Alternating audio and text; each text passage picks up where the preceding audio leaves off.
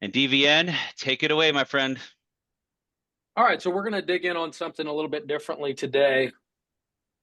You know, the most powerful opportunity that we have in a conversation like this, especially on a Monday, June the 9th,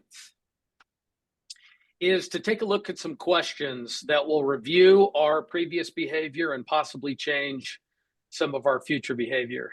So I have some questions, and I'm going to ask you to consider these questions. If you want to chat some of your thoughts through, or also if you want to raise your hand, I'm going to be looking here if anybody wants to ask some questions. I want to slow it down a little bit if somebody's working on something or has some challenges, because that's the fun part if somebody throws something at us that they're dealing with. I'm going to coach you on that real quick. Don't tell me the problems that you're having with a deal. Tell me the problems that you're having with you. So one of the things I look for in a coaching environment is if somebody constantly brings problem deals, then you start to look at their mindset, and their mindset becomes clear that they're looking for problems, they're chewing problems, and they're looking for their coach as a therapist. You want to be optimizing. You want to be thinking about all the different questions you need to ask yourself, because when you redirect that towards optimization, then all of a sudden you're working on the system and you're working on the plan as opposed to working on individual problems. The challenge with individual problems is all you do is create more problems. So the first question I wrote down in regards to business discipline is, am I following my schedule, or am I showing up mostly when I feel like it? This is a point that shows up almost in some way, almost every single call, because how frequently we need to hear it is ridiculous. And it is the foundation of everything that you're doing. So if you show up and you think, oh, I'm working on my script, I'm working on this deal, working on my role play, working on my system, working on leads, but nobody knows when to expect you to hit the door at the office, you have a real problem there. Are you really following the schedule? Or are you just showing up when you feel like it? Second question I'm going to have for you on daily execution is, how many contacts did I make last week? And is that number acceptable? I find that some of us take a question like this and go, yeah, I got it. Contacts. But when you actually look at this, so I did this for years, by the way, individually. I'd get with my coach and she'd say, how many contacts did you make last week? Oh, I made about this number. I think I made about this number. And very much like everything else that you're managing in your life, including your food intake and your business and your money, it's never exactly what you think it is. And what is measured is managed. If you don't know that true number, then you really haven't earned the right to have a better conversation on this call or in coaching or with anybody that's trying to improve you. Was the number acceptable last week? And would you like to make it different this week? We talk about foundational stuff because if you get the foundation in place, then you have the ability to move up the ladder in terms of the problems that you're having, and you get to upgrade those problems. And trust me, there's more of them. More deals, more problems, more money, more problems. All that's very true. Next question. When is the last time I set a listing appointment from a cold call? Now, let's redefine it a little bit. I don't consider anything really a cold call if you have a reason to call. If they click something, if they inquired, if they came to you as a lead, that's not really a cold call. But when's the last time you did it off of a cold call? A cold call would be circle prospecting and just talking to someone that you don't even know. Is that a skill set that you have? Next question is, how many pre-qualified, ready to sign sellers are in my pipeline right now? You know how many times in my business that I've been asked a question like that and I don't know the answer? I'm thinking, how many listing appointments should I go on this week? How many people are ready to sign with me? There may be somebody sitting in your database right now that met with you that's considering signing with you and you just forget to call them back? Ever happened? Next question is, am I role playing my scripts daily or am I winging it when it matters most? So these are the individual processes that we have to work on as salespeople. And lots of us will keep this on the list and write this question down and say, oh, that's right, I need to do some of that. Until you actually put it on your schedule, here's what I'm going to do. I'm going to give you the hack. I'm going to break the code for you right here and tell you what you got to do. Don't commit to every single day. Don't commit to a group. Commit to doing it once. Commit to actually doing the role play once and do it. And then from there, decide if you should do it again. Because what I know is, just like everything that's good for us, it's difficult. And just like everything else that's good for us, if you do it, you leave it thinking, I should do that more often. That goes really well for me. I feel really much better on the phone today. And I know this is a thing that people resist. It's resisted at every level. Next question. Have I internalized my listing presentation, or am I still just reading the script, or even worse? And you know what I mean by even worse, Kathy? It gets much worse, doesn't it? Am I following the script? Now, when I get pushback on this, on the script, and maybe I'm speaking to someone who's resisting it a little bit, or maybe is not following it.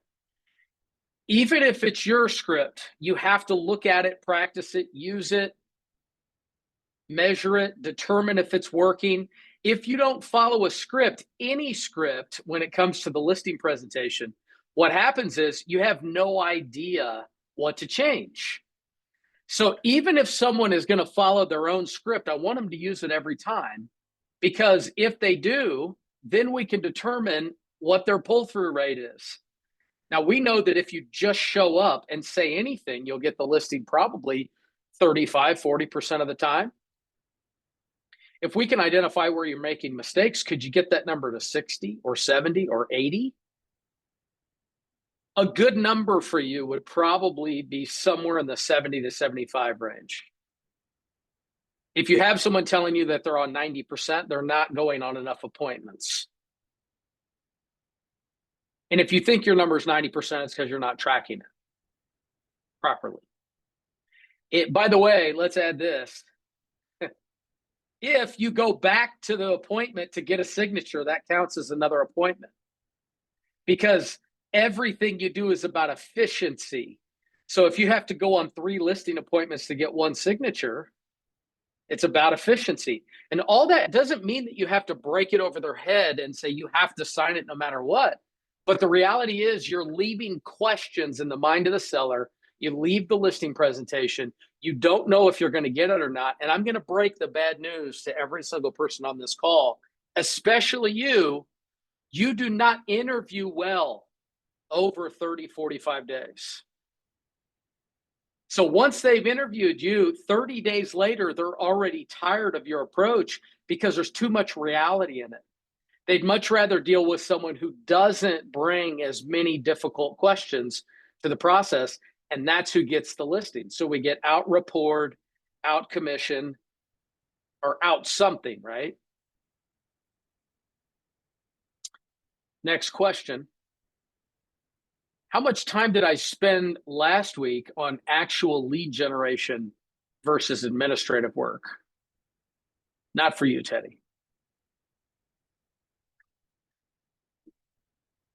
I even went through, I have a great friend and colleague, Lee Marcus, that works out of Chicago, one of the most prolific listing agents I've ever been friends with. And we did a time and motion study and carried stopwatches on our neck and actually counted how long we were talking to people versus just dialing the phone. And this was probably 6 or 7 years ago. And even in a 3 or 4 hour time block, we would only actually be talking to people for about an hour and 15 minutes. So it's about efficiency. Now, you could show up to the call and say, well, I'm prospecting for 4 hours a day.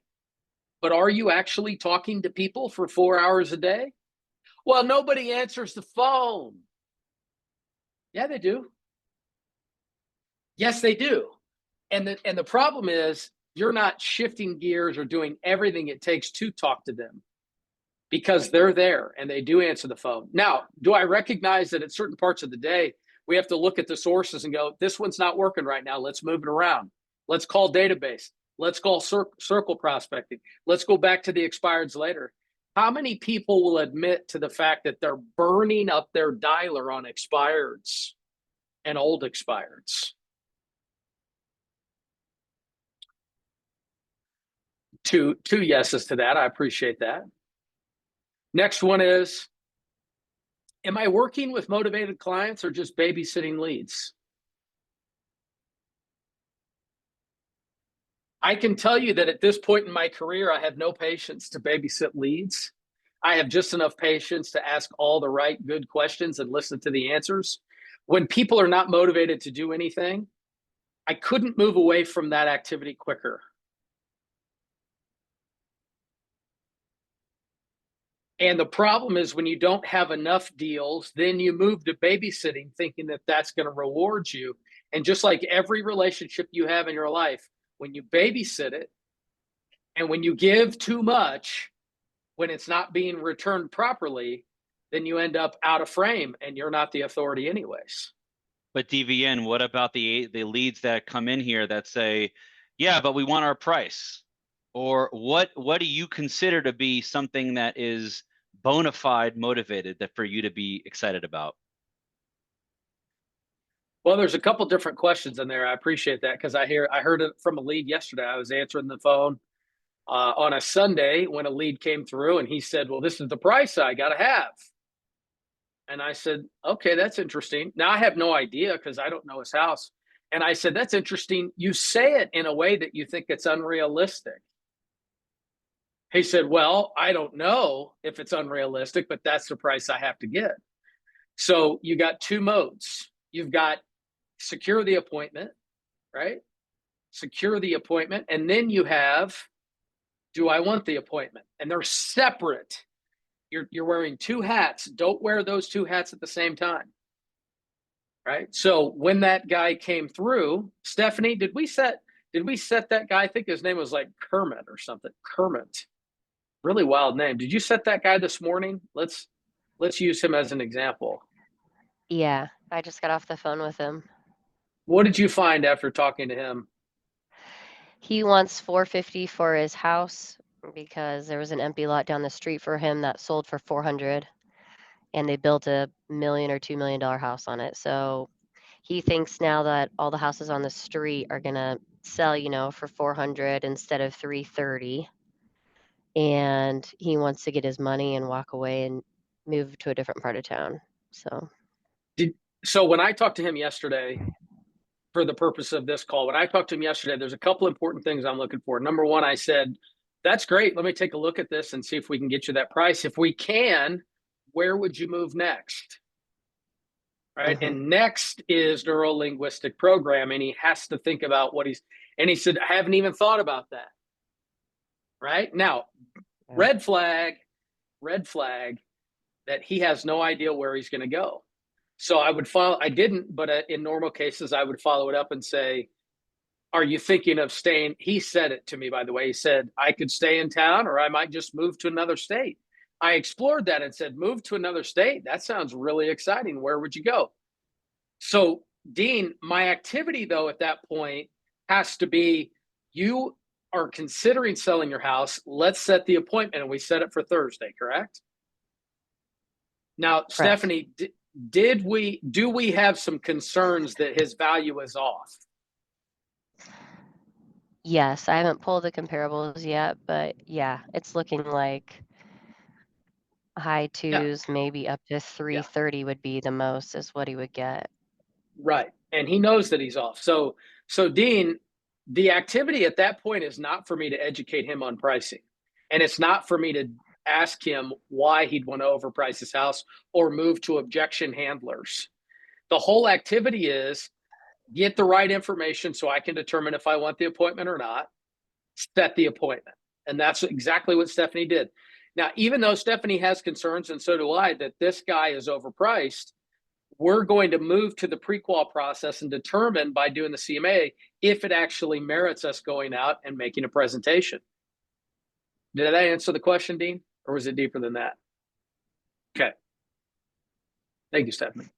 Yeah. All right, next question is, oh, I love this question. Would a top producer look at my calendar and say, I'm running a serious business? Are you serious? Are you serious? This is what you do? I pride myself on the idea that at the minimum, that if you were to look at what we're actually doing, it's going to look like exactly what someone should be doing in every single role. The systems make sense, the schedule makes sense, the script makes sense. Now, we know that we have human error involved in everything. We know that people get distracted, they get tired, they miss. Some days you're on, some days you're off. You have to account for the variables. I'll go deeper on this because I know we all struggle with it. I had a coach that worked for me for years, and we found that I would get distracted by just about anything. Isn't that wild? And I mean, you would find me in the middle of prospecting, walking to CVS to buy nail clippers because my nails were too long. This happened. And I'm like, I can't sit here and look at these nails. They're driving me nuts. So for anybody to say, no, I'm dialed in, I don't get distracted, you're looking for distractions, I promise you. And when you really take a look at them that firmly, you're going to realize that almost anything is invited. So we created a distraction drawer. I still have it. And it's got Q-tips. It's got nail clippers. It's got lotion. I'm telling you, there's not one ailment that I could dream up that I could go right to that drawer and solve. And I had to have that in place because I knew that I was going to do weird stuff like that. So I have all that stuff all around me. And then I go, okay, and guess what? I never need it. But what are you doing right now to distract yourself because it's invited? And most of it, by the way, you could chalk it up to the other part of your job that you either have as a team leader or as head administrator for all your deals, or the person who schedules inspections, right? If you're doing all of those things, that's fine. They need to be done on a schedule, right? All right, so next, for the sake of time, I'm going to try to get through some of this because what I want to talk about is a shifting market. Market shifting where you are. So, question I have for you here is, do I act like the market owes me something, or do I create my own momentum? I got news for you. Knowing what I know and seeing what I've seen, I invite the market to get worse because we only do more. And that's more than an affirmation. It's actually true and backed up in our statistics. There's more expireds, more canceled, more bad agents out of the business, more people getting wrong information.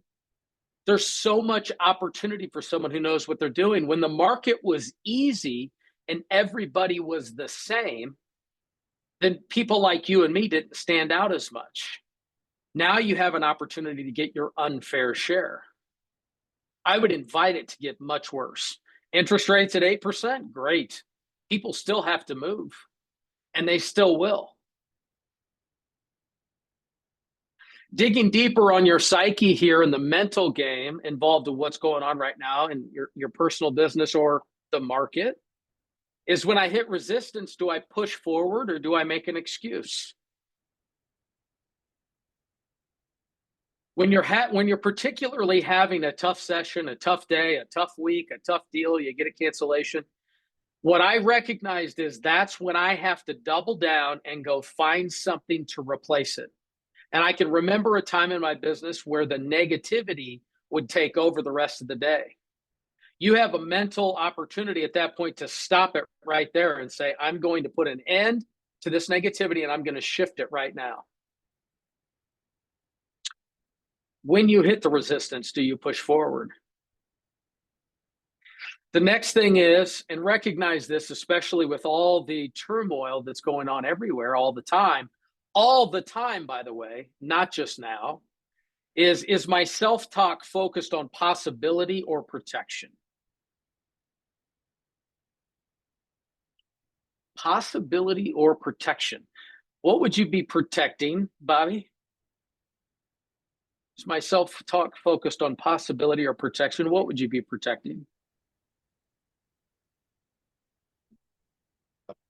Protecting my Thank you, my Danny. time. Protecting my time. Okay, Bobby was reading his email. We busted him not listening. No, I was writing down. I'm writing down the questions. Oh, okay. I'm okay. writing down, All number 11 is my self-talk focused on possibility or protection. All right. Good catch. Beautiful. I'm on my game. I love it. I love it. All right. So what we typically protect is a couple of different ways I could say it. One is our ego. Danny said that. Thank you, Danny. And the second would be our excuses. We have to have a reason, right? So I don't even do that. I have people say that, oh, $100 million in sales. I don't even think I'd want to do that. Okay. Yeah, you probably won't either. And all you're protecting when you say something like that is your fragile little baby ego that would love to do it and hates all the people that do it, but will never actually do it yourself. And that's what you're protecting, right?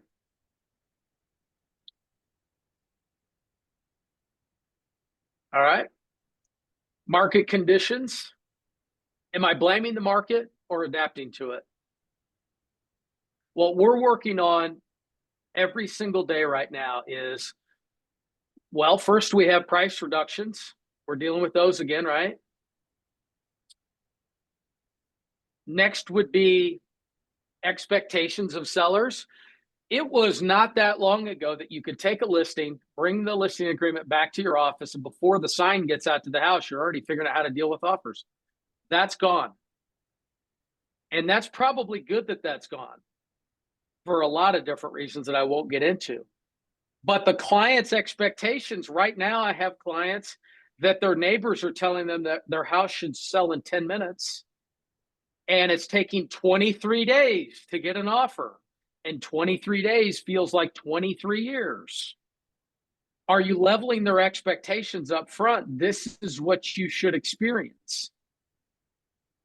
You know, if you're going to get a shot in your arm and the nurse just walks up and jabs it in your arm, it's still the same amount of pain.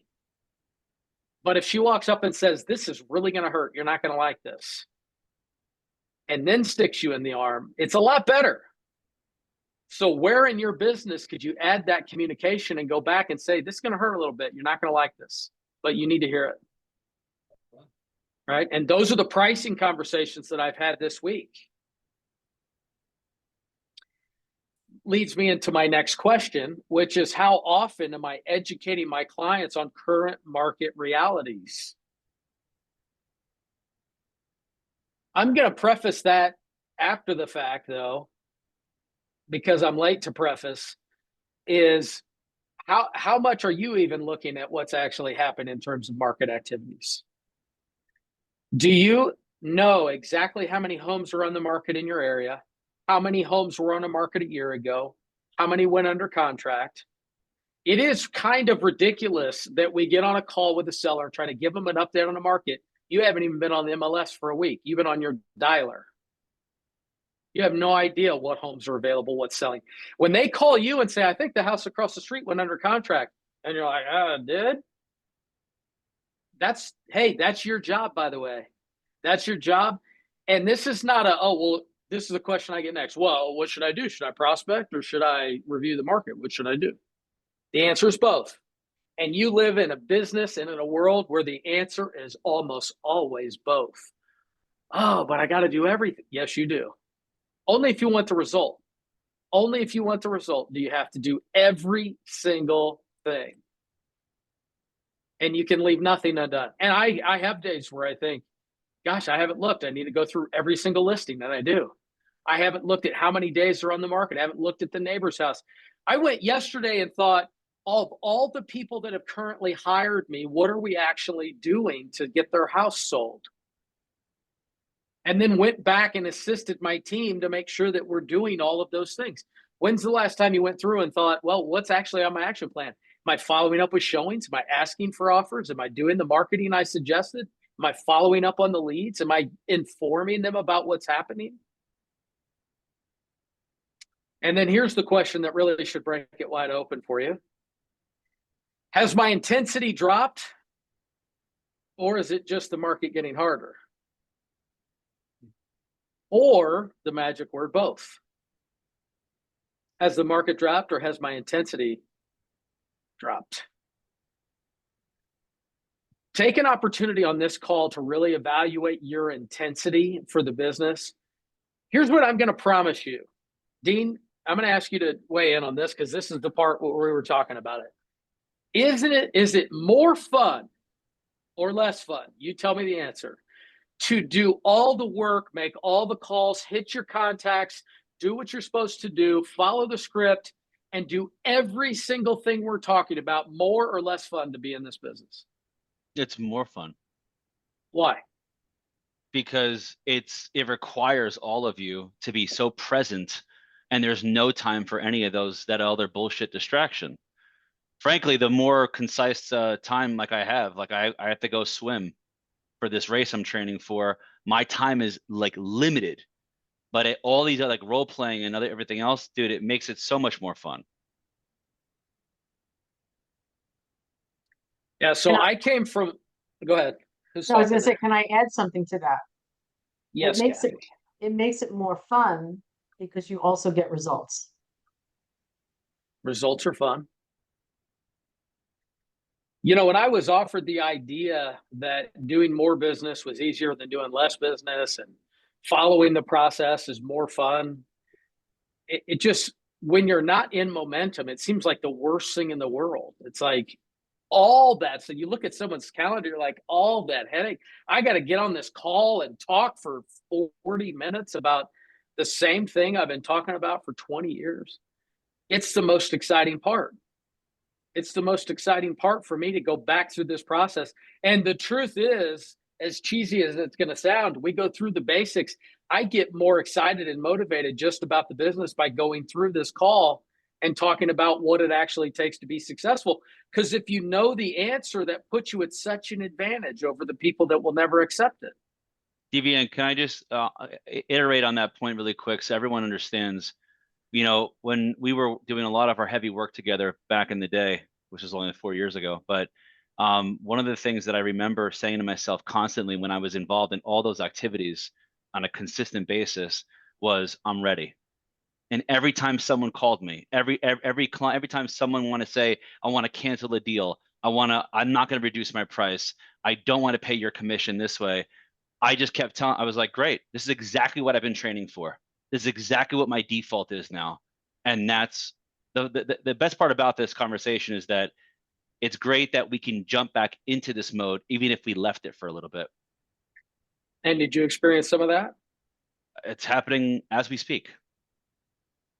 The part where you're re-entering the excitement phase, right? Because we talked about that a lot, Rich. We talked about that. It's difficult to maintain that level of enthusiasm, right? Absolutely. Absolutely. And the different things that you've added into the repertoire has been significant. And, you know, not to bore everybody, but, you know, David's right on track of everything he's mentioning to build that momentum back up. You know, it's a fantastic feeling when somebody like your own seller and they hit you with all these things that you think you don't know the answer to, and you just rattle it off. It's a very good feeling. And you're experiencing that you were feeling a little bit tired of the business, a little burnt out, a little bit like someone moved your cheese a little bit, right? And what activities, was there anything crazy about it, or what activities got you back to the point where you were excited to show up to the office? It's gonna sound crazy about the answer to everybody probably on this call, but I know David, I've talked to him about all the time. It has actually been drinking a gallon of water and working out every day. There is no other factor of why I fell back in love to the business. And if anybody wants to know, obviously for the sake of time, everyone wants to know, just DM me, call me. I don't care. I'll talk about it because after I took that initiative on, how many days ago now? 30, You're about 40, you're yeah, 40 something. yeah, around 40 days ago. I was like, I have no idea what this actually means. And I didn't see anything until maybe about a week ago, right? Like really see like everything just like crash down and it's like, holy shit, this actually works. So yeah, that's what it was. You know, when we had that conversation, I'm like, you know what we need to do? We need to engage physically because we would have conversations about the business being sluggish. We would have conversations about deals and about the the prospecting and the results. And we were really bogged down in that. And we shifted a couple of different directions to try to find something. You accepted the physical challenge, and then all of a sudden it's raining deals, right? Yeah, really raining deals. You Isn't know, that wild? phone calls coming in. It's just like he says, when you're aligned, you're aligned. And they, don't try to figure out why, just accept it. That's what TV. Yes. Yeah, Oh don't. man, how many times did I ask you, David, why? Why is this happening to me? I'm having so much success, or why is this happening to you? I'm not having success. I always wanted to know why. David's like, shut up. Just keep doing it. That doesn't sound like me at all, Dean. You're making me sound difficult. No, you did it in your, eloquent way that you speak. So Well, the truth is, it's such a common thing, by the way, because when you're tracking everything and when you're showing up to a coaching call every week, as an example, to say, here's what I did, the logical next question that we all have is, why didn't it work? Why didn't I get the result? Why did they say no? Why am I not hitting my number? The reality is, and you have to recognize this at the deepest level, when you say why, you're actually addicted to the pain. You're actually addicted to the failure, just like the guy that goes to the casino and pulls on that arm, right? There's wow. actually a lot of dopamine associated with why did I fail? Tell me how terrible I am, because that's what I think I need to hear. But that's your own voice. Oh, that's so good. Oh my God. Well, And Dean, Rich, when we had the calls and we talked about the shift before it happened, and I said it's going to go from why is this not working to everything's working. And that was, how long did it take for that shift to happen? oh, probably a year, right? A little over a year. Well, the conversation was a year, but the actual shift from call to call was far less than a year. Oh, yeah. I mean, from that was 30 days roughly, right? Like once it was Yeah, physically that's like, right. once you really like, all right, this is what it is, and there's no deviation. It was probably right around that 30 days, 3 weeks. Like it happened relatively quick. So here's how you manufacture this for everybody on the call. If you want to just do this yourself, it's quite simple and you can implement this everywhere in your life. Real easy to do. The next time something happens, you ask yourself why, cut that thought. The next thought I want you to introduce is everything works out for me. Hmm. I will get a flat tire, walk to my office, have 6 meetings, forget that and I'm like, yeah, everything works out for me. It's just everybody's gonna fall in place. It's no problem. And you believe that too, even though the thing No, I that, know it. yeah. Yeah, go ahead, Dan. Go ahead, Dan. No, I was gonna say you believe that, like, even though, it's like you got a flat tire, obviously you're pissed off, but you still just force yourself to get in that mental state where you're like, it's all gonna work out. This is a part of the plan. It's working in my favor.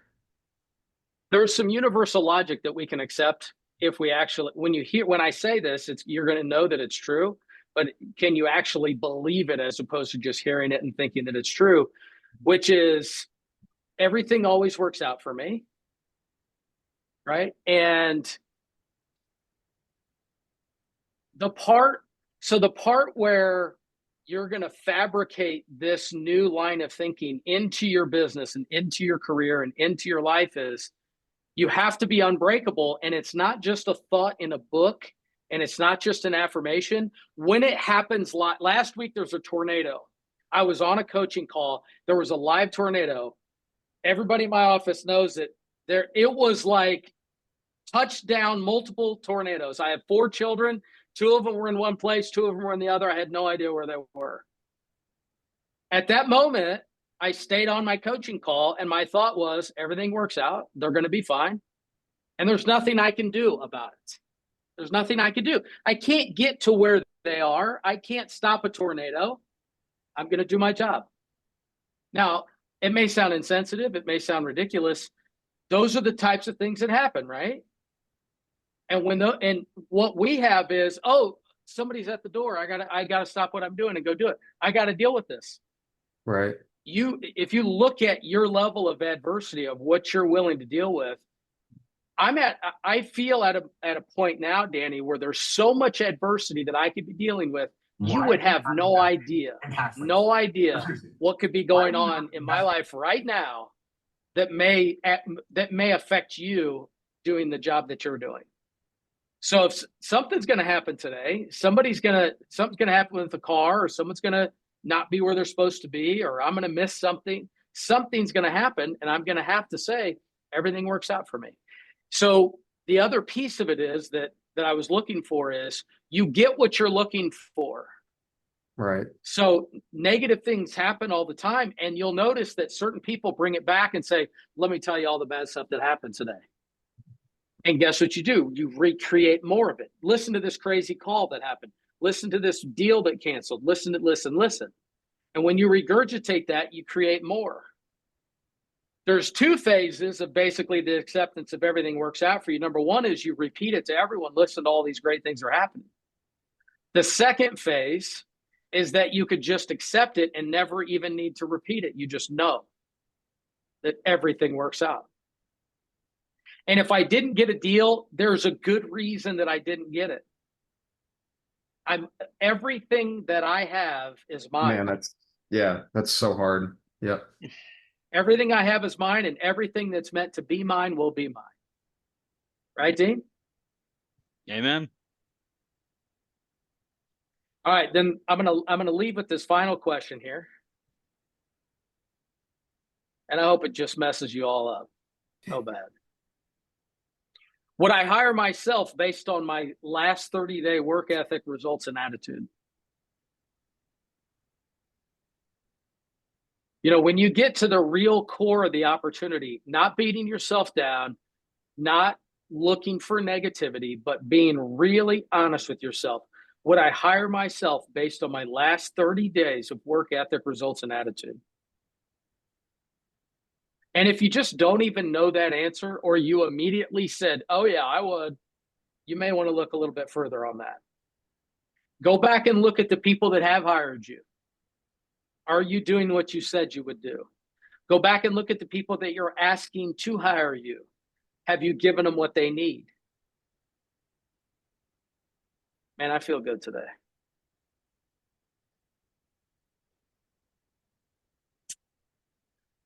All right, any other thoughts, questions, any specific challenges around these areas, or anybody want to have a vulnerable moment?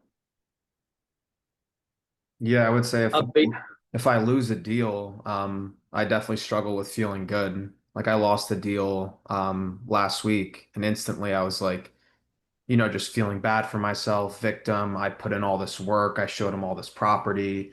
I sent them all these comps, like I've been nurturing them for months. And then once they went with another agent, it's hard for me to do what you're saying to do, where it's like, you know what, it's all working in my favor. What's meant to be was meant to be. Like, that is definitely hard.